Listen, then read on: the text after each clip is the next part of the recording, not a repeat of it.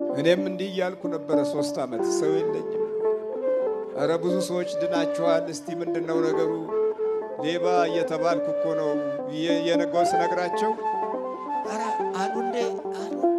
ሽል ይላሉ። ሽል የምንለው ቋንቋ የለም። ትልልቆች እኮ ናቸው። ከዛ እኔም እንደ መጻጉዕ እንዲህ አልኩኝ፣ እሺ ሰው የለኝም። ወደ አባቶች ጋር ሄጄ ኧረ እስቲ ባካችሁ እውነቱ ባልሆነ መንገድ ተዛብቷል። ለምንድነው የማታግዙን? ለምንድነው የማትረዱን? ለምንድነው ጉባኤው የሚቋረጠው? ችግረኞች ለምን ያስቸግሩኛል? በየጊዜው ህመምተኞች እየመጡ ነው። ለምን ዝም ትላላችሁ?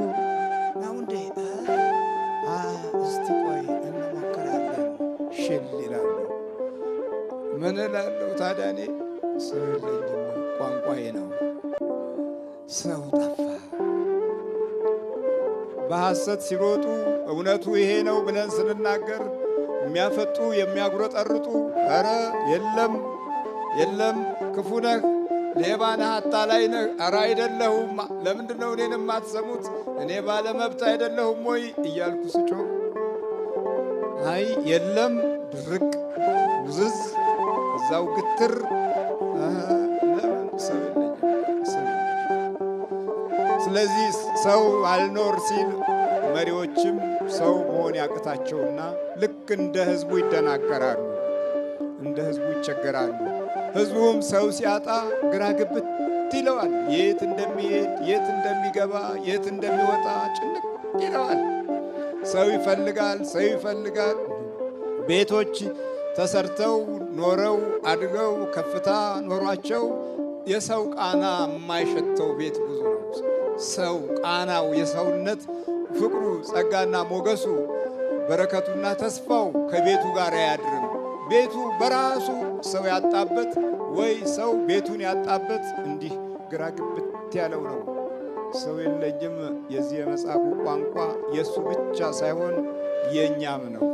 ችግራችንን የሚረዳ ድካማችንን የሚካፈል የውስጥ ሕይወታችንንና ጉዳታችንን የምንገልጽለት እፎይ ብለን እከሌ እኮ ሐሳቤን ገልጨለት አጽናናኝ የምንለው ሰው የለም።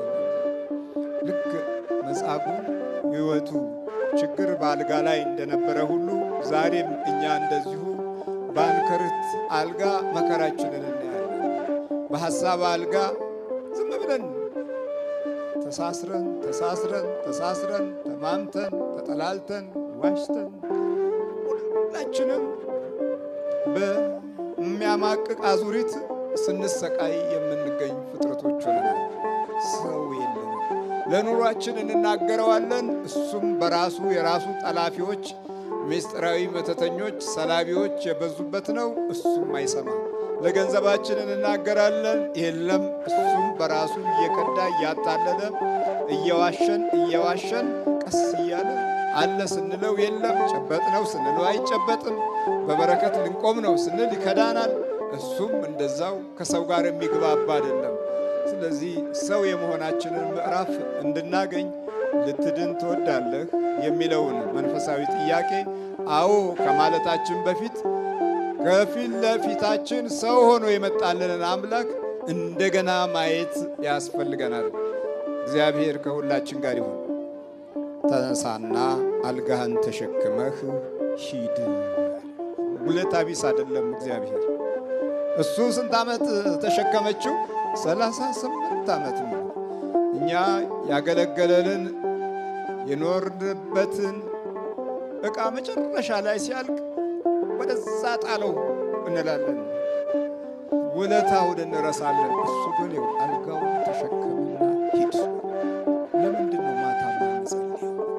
ለምንድን ነው በርከክ ማለት ያለበት? ባለመንበርከካችን ምን መጣ? ባለመጸለያችን ባለመስገዳችን ምን ሆነ? አይነ ጥላ አብሮ ተወለደ። አየህ፣ ማታ ጸልይ ስለማትተኛ ከልጆች ጋር አይነ ጥላው አብሮ ተወለደ። የጨለማው ጊዜ ከልጆች ጋር ሆነ። ውስጣቸውን ሰረቀው። ሲያድጉ አብሯቸው አደገ። ባህሪያቸውን መሰለ፣ ጠባያቸውን መሰለ። ሲናገር መንፈሱ መናገሩን አታቅም። ሲጣላ መንፈሱ አብሮ መጣላቱን አታቅም። ቋንቋው ሲለወጥ አይገባህም። አካሄዱ ሲዛባ ወዴት እንደሚመራው አይኑ ላይ ሆኖ አይኑን አቅጣጫ እንዴት እንደሚያስለውጥ አንረዳም፣ አይገባንም። ስለዚህ በዚህ ጊዜና ሁኔታ ውስጥ ትውልዱ ተሳሰረና ወደ ቀኝ ስትለው ወደ ግራ ይሄዳል፣ ወደ ግራ ስትለው ወደ ቀኝ ይሄዳል። ቁጭ በል ስትለው ይቆማል፣ ተኛ ስትለው ይሮጣል። ግራ ገብት ያለው ነገር ላይ ደረሰ። የአመሉ የሱሱ የድንግርግሩ ማስተዋል ማጣቱ ውስጡን መጥፋቱ ለሱም ግራ መጋባቱ አልገባ ያለው እየሆነ የህሊናውን ፈቃድ ክፉ መንፈስ ሆኖ ያንን የህሊናውን ፈቃድ እየፈለገ ሲታገል የሚመራው በሙሉ ወዳልሆነ አቅጣጫ በሙሉ። ስለዚህ የእግዚአብሔርን ጊዜ አጥፍተናል።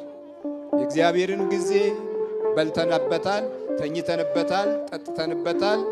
የኛ ጊዜ ደግሞ ለራሳችን አልሆናል። አልባረክ ብሎ ሕይወታችንን አስጨነቀው፣ አስቸገረው። ውስጣችንንም ከህሊና ሞራል ጋር ድክም እስክንል